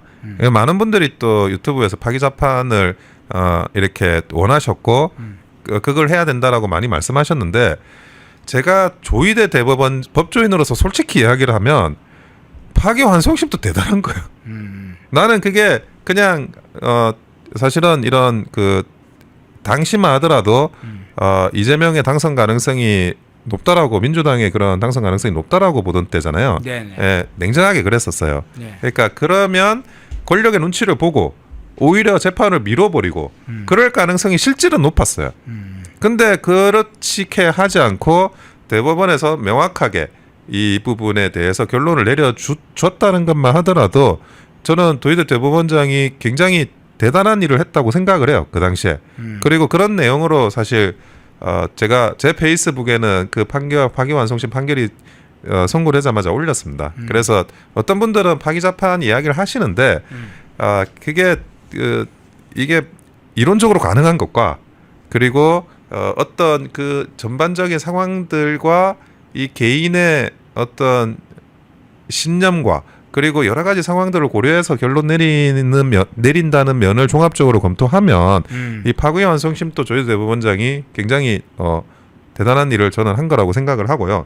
다만 이제 이 부분과 관련해 가지고 이재명이 계속 이제 공격을 하겠죠. 공격을 하는데 이 부분에 대해서는 결국 아까도 말씀드렸지만 조희대 대법원장이 일전을 불사할 그런 각오가 섰다라고 보여집니다. 네. 자, 그런데 이 조희대 마침 이제 한덕수 효동설 얘기 나왔으니까 이게 거짓으로 확인되면서 민주당 내부에서도 좀 술렁술렁하는 분위기가 좀 있잖아요. 예. 가장 빠르게 이제 반응을 보인 게 김병기 원내대표인데 김병기가 이렇게 얘기했어요. 의혹 제기 당사자가 그건 문제를 밝혀야 된다 하고 하면서 한 발, 두 발, 세 발을 뺐는데 일종의 서용교, 부승찬 뭐 이런 사람들 손절하는 것이라고 보시는지 좀 어떤 차원에서 해석을 하세요? 그러니까 민주당에서도 이게 그 굉장히 정무적으로 어려운 문제를 손을 댔다라는 생각은 공감을 하고 있을 거예요. 예. 그걸 생각하지 않는다라면 그거는 말이 안 되는 거고. 그래서 이 문제를 어떻게 풀어야 되느냐, 이거를 발을 빼는 게 맞느냐, 아니면 확전을 하는 게 맞느냐. 저는 여기에 갈림길에 지금 있다고 보는 거거든요. 근데 일단 지금 그 서영교, 부송찬 이쪽 사람들은 AI 딥페이크 음성, 한마디로 이제 가짜 뉴스에 자기의 어떤 그 면책 특권을 실어가지고 스피커 노릇을 한 거라는 건 일단 명백히 보여졌으니까 그 사람들에 대해서는 너는 좀 빠져라, 이 이야기를 하는 것 같아요. 근데 그렇다 하더라도 조희대 대법원장과 민주당이 더 확전을 할 거냐, 아니면 여기서 로키로 갈 거냐는 그거는 결론이 안 났다고 생각합니다. 예, 이제는 뭐 조금 더 확전할 수도 있고 그게 더 정무적으로 낫다라고 생각이 들면 민주당은 언제든지 그와 같은 내용에 대해서 정무적인 스텝을 밟아 나갈 충분히 이제 그런 생각도 염두에 두고 있을 겁니다. 예. 자, 국회 법사위에서 지금 청문회를 예정하고 있잖아요. 네. 지금 민주당 내에서는 조희대 대법원장 사퇴할 의사가 이제 조희대 대법원장자 없다 이런 게 이제 확인되자 탄핵가들을 지금 만지작거리고 있습니다. 탄핵 소추를 하겠다는 것인데 탄핵 소추 실제로 가능할지 이게 어떻게 보세요? 저는 확전을 선택한다 그러면 대법원장에 대한 탄핵 소추도 할 거라고 봐요. 그러니까 우리가 민주당이 33번이나 탄핵안 발의를 할 거라고 생각이나 했겠습니까? 네. 생각을 안 했는데 그래도 그런 식으로 헌법을 남용하고 말 그대로 뭐 민주당이 위헌 정당이죠. 그게 국정을 마비시키고 국헌을 문란하게 만들었으니까. 그런데 그런 것들을 얼마든지 감행을 하는 사람들이거든요. 그러면 조희대 대법원장에 대한 어떤 탄핵 소추도 충분히 이런 가능성 속에 넣고 있을 거예요. 네. 그래서 그런데 중요한 거는 이건데 지금 그 조희대 대법원장이 가지고 있는 그런 어떤 일전에 대한 결기를 하기 위해서 제일 중요한 거는 자기가 뭐 걸리는 게 없어야 돼요. 네네. 그게 제일 중요해요. 네네. 그거를 지금 뭐 꼬투리가 잡힌다거나 그게 있으면 첫째 안 된다는 거. 그리고 저도 조희대 대법원장과 관련해서 지금 굉장히 뭐 많은 이런 뉴스거리가 있고 조희대 대법원장이 어떤 분인지를 조금 알아보려고 많이 하는데 생각보다 조희대 대법원장을 깊이 아는 사람이 없어요. 그러니까 무슨 말이냐면 판사로서, 법관으로서 사람들하고 그 어떤 오해 사지 않기 위해서 교류를 많이 안 하신 것 같아요. 그러니까 이게 뭐 만약에 조금 이제 활발하게 또는 이제 평균적인 활동을 해도 내가 뭐 저 사람 아는데 뭐 어떻고 저 사람이 무슨 말 했는데 뭐 어떻고 이런 말이 이렇게 막 돌리다 보면 들어오거든요. 법조계 내에서 좀 말이 돈다 이 말이죠. 예. 그러니까 좋은 평이든 나쁜 평이든 그걸 변론으로 하고 이 콘텐츠의 양 자체가 많이 있어요. 근데 조희대 대법원장은 콘텐츠의 양 자체가 아주 적어요. 그러니까 그만큼 이 주변 관리를 많이 해온 사람처럼 제가 느껴져요. 그래서 결국 이제 그 탄핵 소추라는 거는 거리를 잡아야 되고 일단 민주당 입장에서는 네. 그래야지 약점을 잡아야죠. 예, 그다음 빌드업으로 나가는 거니까 결국 만약에 약점이 없다, 거리가 없다, 그러면 이 싸움은 조희대 대법원장이 이기게 돼요. 그러니까 뭐 홍준표 시장도 과거에 이제 여러 번 이야기한 적이 있는데 누군가를 공격한다는 거는 내가 공격당할 게 없어야 되는 거예요. 그런 싸움이라는 건 그런 거거든요. 뭐 큰 소리 지르고 뭐 그게 싸움이 아니고 막 멱살 잡고 이게 싸움이 아니에요. 힘을 보여주고 내가 약점이 없는 게 이 싸움의 기본 원칙입니다. 그래서 그런 부분들에 대해서 저는 그런 것까지도 아울러서 조희대 대법원장이 뭐 일전을 각오했다고 생각을 하고 있고 만약에 그 정말 민주당이 뭐 사법부의 독립을 위해서가 아니라 조희대 대법원장을 그래도 사법부의 법관의 독립이나 사법부의 독립을 위해서 그래도 존중해야지가 아니라 만약에 탄핵 소추를 안 한다면 약점을 못 잡아서 안 하는 거예요. 예. 네. 탄핵 소추 전공 좀 공격법을 쓸 건지 탄핵 소추를 못 한다면 사실은 트집, 약점, 거리를 잡지 못해서 탄핵 소추를 하지 못할 그 상황까지 이야기를 해주셨네요. 팬앤 마이크 TV에서 추석 선물 구독, 좋아요. 자, 윤석열 대통령 문제로 좀 한번 넘어가 보겠습니다. 자, 윤석열 대통령 변호인단이 지난 19일에 보석을 청구를 했습니다. 보석 청구서에서 이런 내용이 나와 있네요. 구속 상태에서 주 4일 공판이 진행되면 반대 신문의 준비는 물론 정상적인 공판 진행은 원천적으로 불가능할 것이다. 그래서 석방 상태에서 재판을 받게 해달라 이렇게 보석 청구서에 그 내용이 기재된 걸로 확인이 됐는데 지금 현재 내란 특검 관련된 이제 재판을 받고 있죠. 지금 김건희 특검, 해병 특검이라고 불리는 특검들이 지금 윤석열 대통령에 대한 추가 기소를 좀 예정하고 있는데 이 구속 상태 추가 더군다나 이 내란 특검 관련된 재판만 해도 지금 하고 있는 재판 외에도 추가적으로 외환죄 여러 가지를 지금 더 기소할 걸로 보이는데 여기다가 다른 특검들까지 기소를 하게 되면 이 방어권 보장 어떻게 해야 됩니까? 사실은 뭐 구속 상태에서 방어권 보장하는 게 굉장히 쉽지 않아요. 근데 뭐 보통은 이렇게 그 피고인들이 많은 사건 뭐 일주일에 기일을 4번 가고 그런 일이 발생하지가 않죠. 네. 예, 그러니까 그런 부분에 대해서 이제 그 다른 상황과는 다른 상황이 발생할 수밖에 없는 거고 그리고 그 김건희 특검이나 해병 특검이나 여기서도 계속 이제 윤석열 전 대통령을 기소를 하겠다는 거잖아요. 그러면 이게 별건으로 나눠지고 각각의 변론이 생기고 그런데 그 각각의 변론을 또 합치는 것도 능사가 아닌 게 각각의 변론을 하나의 변론기일로 합쳐버리면 병합 심리를 하게 되면 사실은 그 사건 자체가 굉장히 또 딜레이가 될 수 있어요. 그러니까 그래서 이제 짧게 여러 번 해가지고 빨리 끝내자 신속하게 뭐 그런 플랜을 특검 측에서 가지고 있는 것 같은데 그러면 결국에는 일주일에 뭐 4번이라면 하루 걸러 한 번도 아니에요. 사실은 뭐 연속된 날짜도 존재를 하는 거고 그러면 어떻게 이거를 방어권을 보장할 수 있느냐 인간적으로 인권에 의해 차원으로 본다 하더라도 제가 볼 때는 세종대왕이 살아 계셨으면 윤석열 전 대통령은 무조건 석방했을 겁니다. 예.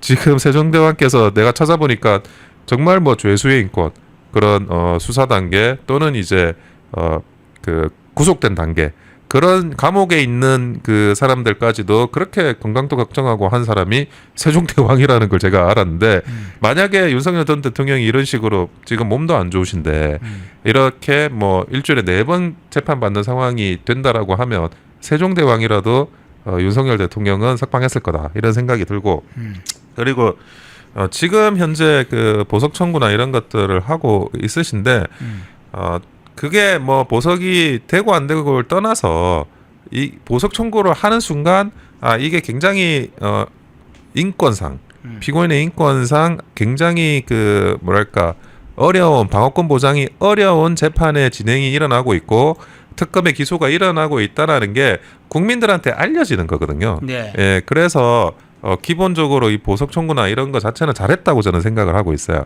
그리고 그 과정에서도 뭐 인권이라는 가치를 제일 많이 들먹이는 게 과거의 민주당이잖아요.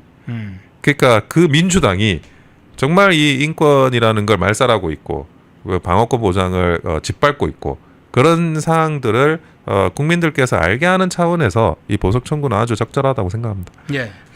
근데 윤석열 대통령이 지금 건강 상태가 좋지 않다는 소식도 계속 나오잖아요. 예, 그렇습니다. 병보석 신청도 가능할까요? 어떻게 보세요? 저는 병보석 신청도 충분히 가능하고 그 재판부나 이런 데서 많이 이렇게 좀 고려를 해야 되는 사안이라고 생각이 들어요. 그러니까 윤석열 대통령께서 이제 제2형 당뇨병으로 인한 합병증을 지금 앓고 있는데 당뇨병이라는 병이 뭐 여러분들도 잘 아실 거예요. 당뇨병이라는 병은 이제 합병증이 무섭죠.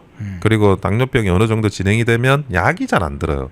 그래서 또 당뇨병이 무섭고 그래서 그런 부분들에 대해서 분명히 또 서울대 병원에서 진단을 했습니다. 그 뭐 제2형 당뇨병, 고콜레스테롤 혈전 경동맥 협착, 심장 혈관 질환, 당뇨 망막증, 황반 부종 등을 앓고 있다라는 게 이제 우리나라에서 그래도 권위가 있지 않습니까? 서울대 병원에서 진단서의 내용에 따라서 이 열거돼 있는 병명들이에요. 그래서 이런 것들을 고려해서 뭐 피고인의 방어권 보장뿐만이 아니라 그 병과 관련한 그런 피고인의 건강상의 문제 이런 것까지 종합적으로 고려해서 석방이 되셨으면 하기를 소망합니다.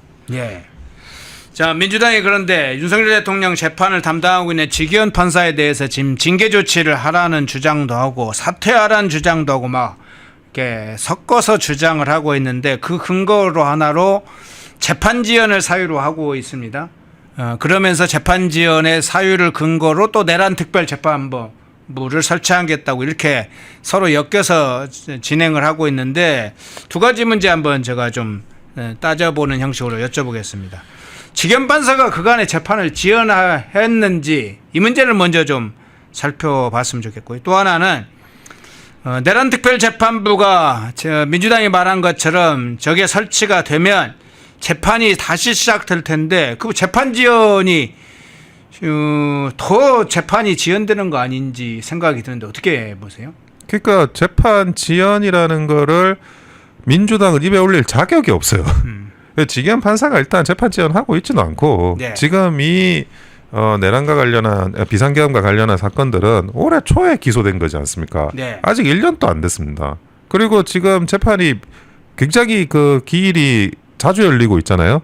그래서 오히려 그 윤석열 대통령 변호인단 측에서 기일이 너무 이렇게 잦다라는 그런 그 어떤 변론이나 이런 것들도 하고 있을 정도로 굉장히 신속하게 진행되고 있어요. 게다가 민주당은 자격이 없는 게 윤미향 사건만 하더라도 그 세워라 내워라 하다가 그 말도 안 되는 사건이 윤미향 임기까지 다 채워졌어요. 윤미향 임기 채워주고 아마 6개월 뒤에 끝났나 확정됐나 그럴 거예요. 대법원에서. 그리고 조국 사건도 3년 끌었고 뭐 황운하 사건도 그렇고 울산 선거 개입 사건도 그렇고 뭐 아까 말씀드렸지만 이재명에 대한 선거법 위반 1심 사건도 그렇고 16개월 걸리고 아니 무슨 사건만 들어가면 다 이게 미뤄제끼는 거예요. 지연시키고 그런 걸 했던 이 사법부가 김명수 사법부예요. 제가 항상 반복해서 설명드리지만 김명수 대법원장은 대한민국 역사상 최악의 대법원장입니다. 항상 이 그 재판을 지연시켰던 그런 그 사법부의 수장이었던 겁니다. 근데 그런 문재인 정부에서 민주당에서 했던 일을 망각하고 지금 아직 몇 개월 되지도 않았어요. 지기현 판사가 하는 이 사건들은. 그런데 이거를 재판 지연이다? 도대체 뭐와 비교해서 재판 지연이라고 하는 건지 도무지 제가 납득이 되지 않고요. 그리고 아까도 말씀드렸지만 만약에 특별재판부가 설치가 된다 그러면 그거 설치 법률 통과돼야 되죠. 그리고 그 법률이 통과돼가지고 뭐 공고돼야 되죠. 그리고 그 공고되고 나서 재판부 별도로 만들어서 또 새로 뭐 사람 세팅해야 되죠. 아니 도대체 뭘 가지고 이거를 내란 특별재판부가 더 이 지연을 방지할 수 있다라고 이야기하는 건지 이해가 되진 않아요. 이미 지기현 판사도 올해 안으로 심리를 거의 끝날겠다라고 본인이 이야기를 했습니다. 그걸 가지고 꼬투리 잡고 들어오니까. 그러니까 그런 부분들도 따지고 보면 지기현 판사를 교체하겠다. 결국 그런 의도하에서 이 민주당이 이런 식으로 밀어붙이고 있지 않나. 그 생각밖에는 저는 추론적으로 판단할 수밖에 없다는 거죠. 네. 자, 윤석열 대통령 관련된 보석 문제 좀 살펴봤습니다. 마지막 주제 이 주제 한번 좀 다뤄보겠습니다. 자, 미 대사관, 주한 미 대사관 항의 방문을 하는 사람들이 있는데요. 그 한번 사진 있으면 띄워주시겠어요? 지금 이재명은 어제 유엔 총회 참석자 미국으로 갔죠. 뉴욕에 도착했다는 소식 전했죠.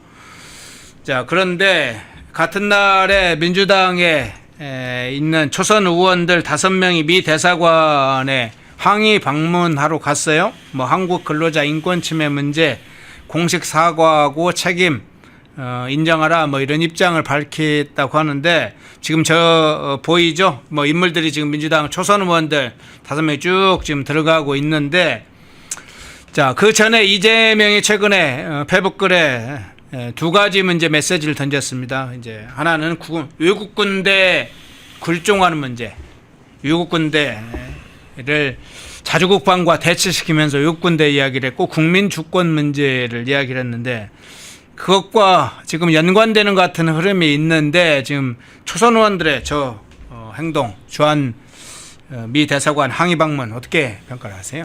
저는 그 북한의 외교 전술을 보는 것 같아요. 북한의 외교 전술이 뭐죠? 벼랑끝 전술이죠. 네. 예, 항상 그 벼랑끝 전술을 하는데 지금 아마 보시면 이재명이 했다는 뭐 그 외국군이 없어도 이게 자주국방해야 되고 그런 생각, 외국군 필요하다는 생각이 굴종이다 이런 이야기도 미군한테 하는 이야기잖아요. 네. 그러니까 미국한테 하는 이야기고 그냥 대통령이 자기가 양키곰 이렇게 하는 이야기예요. 이게 맥락이나 이런 걸 볼 때 뭐 김정은이나 할 만한 그런 이야기를 이재명이 대한민국의 대통령이 국가원수가 하고 있다. 그리고 거기에 따라 가지고 지금 이 의원들 한번 움직이는 거 보세요. 네. 그 대사관에 항의를 해요. 저는 대사관에 항의를 할 수는 있다고 생각을 합니다. 그런데 미 대사관에 과거에 이제 우리가 그 트럼프 대통령이 그 오산 공군기지에 대해서 짚었잖아요. 네. 왜 오산 공군기지를 미 공군기지에 이렇게 법원이 압수수색 해가지고 뭐 하느냐 수사기관이 그 이야기했을 때 그거는 적법하게 처리된 거고 뭐 그거는 자기는 관여 없다 이러면서 그냥 빠져나갔어요. 근데 그 오산 미 공군기지에 대한 압수수색을 할 때 대사관 차원에서 공식적으로 또는 이제 그 미국의 어떤 정치인들 선출직 정치인들이 주한 미 대사관에 와가지고 항의를 했느냐 그러진 않았어요. 네네. 예, 기본적으로 일단 한미 동맹이 중요하고 그리고 그것을 이제 수면 위로 올리느냐의 문제는 훨씬 더 정무적으로 디테일하게 고려를 해야 되는 문제니까 그러나 수면 아래에서는 항의를 했을 거라고 생각합니다. 이런 어떤 조야에서 미국에 그런 데서 항의를 했을 거라고 생각해요. 그리고 결국 이제 대통령도 트럼프 대통령도 그 한미 정상회담에 그 부분에 문제를 삼은 거고 그거는 클레임을 하고자 하는 의도도 분명히 있고 그 전에 수면화를 하지 않았을까 싶은데 자 저는 이 미 대사관에 항의를 해도 수면 아래서 항의를 하고 한미동맹이나 이런 부분들에 대해서 더 이상 상황이 파탄으로 가는 거 막아야 된다라고 생각하는 게 정상적인 국회의원의 생각이 아닐까 싶어요. 근데 이 사람들은 이제 뭐 저는 그 이재명의 그 굴종이라는 외국군이 있어야지 자주국방을 할 수 있다라 외국군이 있어야 나라 지킨다는 생각 자체 굴종이라는 그런 이제 메시지를 던지고 나서 후속해서 이렇게 하는 행동들은 결국 그 북한식 벼랑끝 전술을 대한민국이 21세기의 대한민국이 미국을 상대로 지금 펼치고 있다. 그렇게밖에 볼 수가 없고. 네. 근데 이시바 총리가 뭐 이번에 사임을 했습니다. 이시바 총리가 사실은 이제 친미 정치는 아니었어요. 그러니까 우리가 한미 정상 하기 전에 한일 정상회담을 하면서 그것이 미국을 상대로 한 공동 전선이다라는 식으로 언론이 언론 플레이를 했는데 그리고 나서 어떻게 됐습니까? 이시바 총리 사임했거든요. 그러니까 이런 많은 것들이 우리가 지금 미국을 바라보는 시각이 도대체 북한이 미국을 바라보는 시각과 뭐가 다르나 지금 현재 이재명 정부가 그래서 이것이 결국에는 피해는 국민들이 입습니다. 아니 IMF 왔을 때 고생한 사람들 누굽니까? 정치인들입니까? 아니에요. 국민들입니다. 잘못된 정치가들의 정치로 실제로 고통받는 사람들은 국민들이라고요. 당연히 잘못된 외교, 잘못된 내치 이런 걸로 고통받는 사람은 결국 국민들이고 국민들이 이 모든 이 어려움을 다 떠안게 됩니다. 그래서 이 사람들이 하는 거는 저는 한미동맹이라는 어떻게 보면 우리 대한민국에서 헌법 못지않게 중요한 그런 중요한 가치를 굉장히 훼손하고 그리고 정말 뭐 북한 흉내내기, 북한 따라잡기에 불과한 그런 아주 불장난 같은 행위를 계속하고 있는 거라고 볼 수밖에 없죠. 네. 자, 마지막 장면으로 이 장면 한번 보겠습니다. 이재명이 뉴욕으로 출국하는 그 장면을 한번 사진을 볼 텐데요. 한번 사진 한번 띄워주시겠습니까? 자, 이재명 부부가 지금 나오는 그 사진 한번 띄워주시죠. 자, 저 사진을 보면서 사진에 이제 여러 가지 함의가 있는데 저 사진뿐만 아니라 다른 사진도 있습니다. 그런데 자, 그 사진 한번 보면 이재명 부부 양쪽에 사람이 있죠. 한 명은 정청래가 있고 또 한 명은 강훈식 지금 비서실장입니다.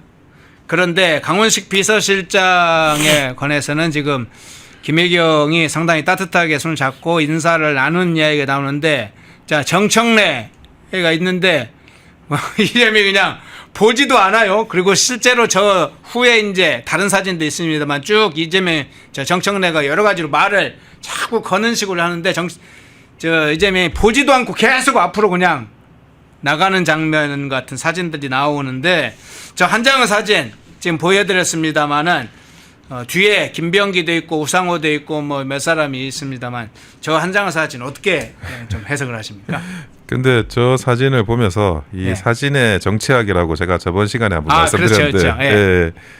이게 그 글이나 문자로 이렇게 나가는 거는 그래도 생각을 정비를 하잖아요. 네. 근데 이 본능적으로 사람 또 일종의 동물이기 때문에 감정이나 이런 걸 그런 생각을 표정으로는 숨길 수가 없어요. 예. 행동이나 몸짓 예. 이런 식으로 그것이 이제 사진에 나오는 거고 엄밀히 말하면 그 정청래는 이재명을 대통령으로 보지 않습니다. 우리가 생각하는 그런 관점이 아니에요. 기본적으로 국민의힘은 뭐 좋은 의미든 나쁜 의미든 대통령당이에요. 대통령이 딱 되면 대통령을 중심으로 이런 그 재배열이 일어나요. 근데 민주당은 그렇지 않아요. 민주당은 자기가 그 대통령이 된다 그래서 자기가 어떤 그 당 전체의 수장이 되는 게 아니라 당 전체의 계파의 수장으로서 대통령이 된 거고 예. 그리고 당연히 국민의 대통령도 되기가 굉장히 어려워요. 그래서 그런데 뭐 정청래가 그 김병기 송원석 원내대표 합의도 뭐 뒤집어 버리고 그리고 뭐 무슨 말만 하면 자꾸 대야투쟁의 메시지만 올리고 그런 이야기들 뭐 지금까지 해 많은 이야기들이 있는데 그런 것들도 결국에는 정청래가 이재명을 대통령으로 인정을 안 하는 거예요. 자기들끼리는. 자기가 정청래는 속으로 아마 자기가 더 이재명보다 서열이 더 높다고 생각할걸요. 아, 그래요? 네. 그래서 그런 걸 이제 실제 최고 권력자인 대통령인 이재명이 보기에는 정말 용납할 수도 없고 이 자꾸 이렇게 뭐 기어오르는데 이거 정말 꼴 보기 싫을 겁니다. 그런 것들이 저런 출국 장면에서도 드러났다. 그렇게 생각이 들고 근데 이게 그냥 뭐 호사가들의 그런 평론으로서 그 재밌는 사안이 아니라 그게 결국에는 국민들한테 실제로 그 피해로 돌아가게 됩니다. 아니 그 당과 대통령이 일체가 돼야죠. 물론 이제 비판과 견제가 있어야 되지만 그거를 어떤 세력전의 문제로 풀어나가는 그런 비판과 견제가 아닌 정책적인 비판과 견제가 돼야 되는 거라고 저는 보여지는 거거든요. 그래서 그런 부분들도 지금 제대로 돌아가지 않는 그런 모습을 계속 보여주고 있고 아까도 말씀드렸지만 정치의 실패가 정치인의 실패가 아닌 국민의 실패로 돌아간다는 점에서 이런 뭐 모습 자체가 재미있긴 해도 좋아 보이진 않다는 거죠. 정청래 지역구가 마포죠. 마포에는 지금 뭐 민주당의 강성 당원이라고 알려져 있는데 그 청년 당원들 위주로 해가지고 정청래 사퇴 운동을 하고 있다고 합니다. 뭐 차량들이 이렇게 붙여가지고 현수막 조그만 현수막인가 이렇게 붙여가지고 정청래 사퇴하라 이재명한테 왜 대드냐 정청래 물러가라고 그런 이제 차량들 막 선전전도 있다고 그러는데 그 장면까지 좀 살펴봤는데요. 우리 원석 변사님 유튜브 지금 운영하시고 계시잖아요. 예. 그 나오신 김에 예. 그 유튜브 한번 좀 원영섭 우리 변호사님 운영하는 유튜브 좀 소개 좀 해주시죠. 제가 그 건설부동산 법률 유튜브 원영섭 TV를 계속 하고 있습니다. 제가 예. 뭐 그 사이에도 몇 번 소개를 드렸는데, 근데 제가 그 개인정보보호위원을 했어요. 예. 과거에. 그래서 개인정보나 이런 거에 대해서 굉장히 좀 걱정도 많이 하고 공부도 많이 했는데, 최근 뭐 SK텔레콤 뭐 개인정보 유출 사건이라든지, 그리고 며칠 전이죠. 그 롯데카드 개인 신용정보 유출 사건이라든지, 또 KT의 소액결제 정보 유출 사건이라든지, 이런 정보 유출 사건이 계속 일어나고 있어요. 근데 이런 사건들이 정보 유출과 관련해서 그런 게 확인이 되면 손해배상 소송을 할 수 있습니다. 이 법률이 잘 정비가 돼가지고 네. 유출된 정보 하에서 300만 원 이하로 이 손해배상 금액이 인정이 되거든요. 그래서 원영섭 TV에 오시면 저희 사무실하고 이런 컨택하는 방법이 다 나와 있습니다. 만약에 뭐 SK텔레콤으로서 사용자 굉장히 많으실 거예요. 여기 시청자분들도. 그러네요. 예, 그리고 롯데카드에서 이번에 정보 유출이 발생하면서 정보가 유출된 분들은 문자를 받으셨을 겁니다. 정보가 유출됐다고. 그 KT도 마찬가지고. 그래서 그렇게 뭐 개인정보 피해를 입으신 분들은 우리 원영섭 TV에 한번 방문해 주셔가지고 만약에 저희 사무실로 컨택을 주시면 저희가 그 부분에 대해서 또 소송을 진행하도록 하겠습니다. 지금 또 이미 그 롯데카드 관련해서는 소장이 접수가 됐고, 일부 분들이 또 원하셔가지고 SK도 소장이 접수가 됐고, 그리고 KT도 소장이 접수가 될 예정입니다. 앞으로 계속 여러분들이 개인정보는 굉장히 소중하기 때문에 저희가 나서가지고 계속 여러분들의 피해를 보상받을 수 있도록 소송에 참여하시면 법률적인 그런 도움을 드리도록 하겠습니다. 원영섭 TV를 방문해 주시기 바랍니다. 예, 원영섭 TV, SK, KT, 롯데카드 개인정보 유출 관련된 또 법적 대응도 또 소송도 하신다고 하니까 원영섭 TV 좀 찾아주셔서 내용도 좀 해주시고 구독도 해주시면 좋을 것 같습니다. 예, 3부 원영섭 변호사님이었습니다. 고맙습니다. 예, 감사합니다. 펜앤마이크TV에서 추석 선물 특가 상품을 준비했습니다. 첫 번째 혜택, 18종 비타민과 미네랄을 한 번에 충족시키는 멀티비타민 1개월분 한 박스에 14,000원, 3개월분 3박스에 36,000원. 두 번째 혜택, 최상위 등급 녹용과 상황버섯 16가지 전통 원료로 정성껏 달인 녹용 상황진액 한 박스에 99,000원, 두 박스에 16만원. 세 번째 혜택, 최상위 등급 녹용을 한 알 한 알 빚어낸 녹용보가만 한 박스에 16만원, 두 박스에 29만원. 펜앤마이크 구독자 전용 댓글 상단 할인 링크에서 구매 가능합니다. 전화문의는 1661-6915, 전화문의는 1661-6915. 펜앤마이크TV와 풍성한 한가위 보내세요. 독립, 성장, 역전, 펜앤경제TV 권미란입니다. 8월 25일 매일 저녁 8시 경제독립 8시 라이브 방송이 시작됩니다. 대형주 블루칩 발굴 전문가 이정호 멘토, 테마 선점 전문가 이주호 멘토, 글로벌 자산 배분 투자 전문가 문서진 멘토, 삼박자 매매 월드바겐헌트 송동현 멘토, 실전 초고수들과 함께 만들겠습니다. 여러분의 투자 라이프를 180도 바꿔줄 경제 라이브, 경제독립 8시, 매일 밤 8시에 뵙겠습니다. 펜앤마이크에서 추천하는 영상도 보고 가세요. 다른 영상도 즐기시려면 구독 버튼을 꼭 눌러주세요.